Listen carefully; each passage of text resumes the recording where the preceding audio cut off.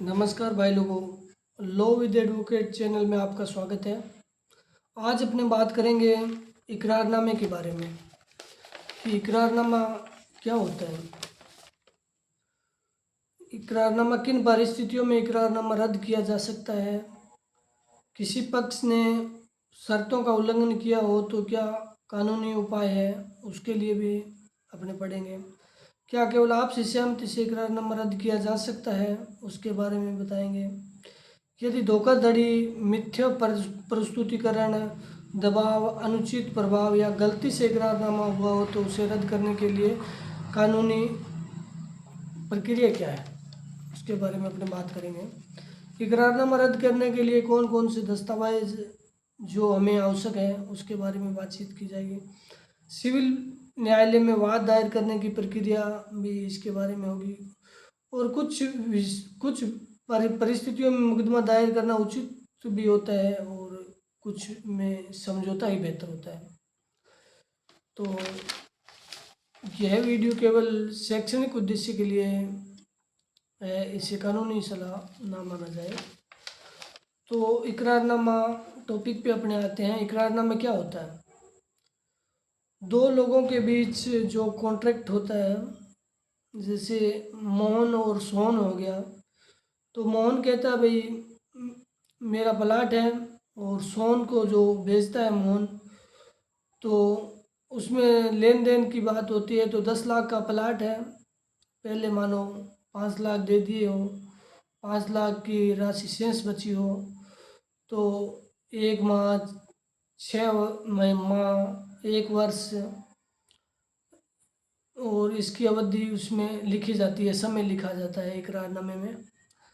और दो लोगों के बीच, ये 2 या 3 लोग हो सकते हैं, 3 लोगों के मध्य ये कॉन्ट्रैक्ट किया जा सकता है, इकरारनामा लिखा जा सकता है। तो इसमें समय का उल्लेख हो गया, और इसमें 2 गवाह की भी ज़रूरत होती है, 2 गवाह चाहिए, और लगभग 500 रुपये का स्टाम्प पे लिखा जाएगा इसको।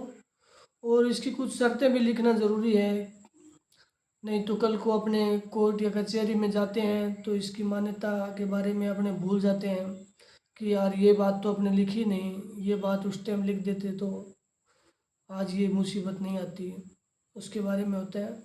और इसमें पैसे का जो लेन देन है वो भी स्पष्ट लिखा होता है। कुछ परिस्थितियों में इकरारनामा रद्द किया जा सकता है, और किसी पक्षकार ने अगर कोई अपने शर्तें की हो और शर्तों का उल्लंघन कर दिया हो, तो उसके लिए अपने इसको न्यायालय के माध्यम से, और जैसा भी हो, इसमें अपने को कैंसिल भी करवा सकते हैं।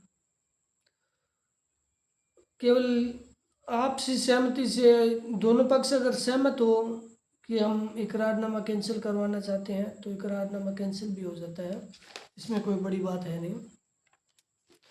अगर कभी कभार क्या है, लोग दलाल हो, धोखाधड़ी से इकरारनामा करवा लिया गया हो, या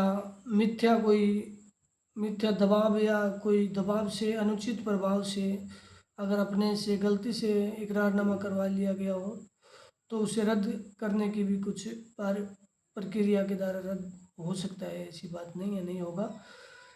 इकरारनामा रद्द करने के लिए जो दस्तावेज भी अपने को ज़रूरत पड़ती है,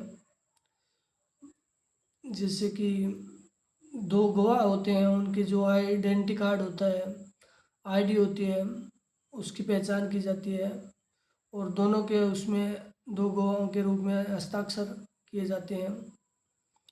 सिविल न्यायालय में वाद दायर कर प्रक्रिया के माध्यम से भी इसको किया जा सकता है।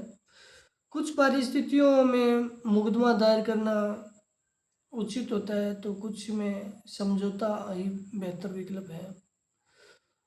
तो ये थी छोटी सी कानूनी जानकारी जो इकरारनामे के बारे में थी। धन्यवाद साथियों, हमारे चैनल को सब्सक्राइब करना ना भूलें। धन्यवाद।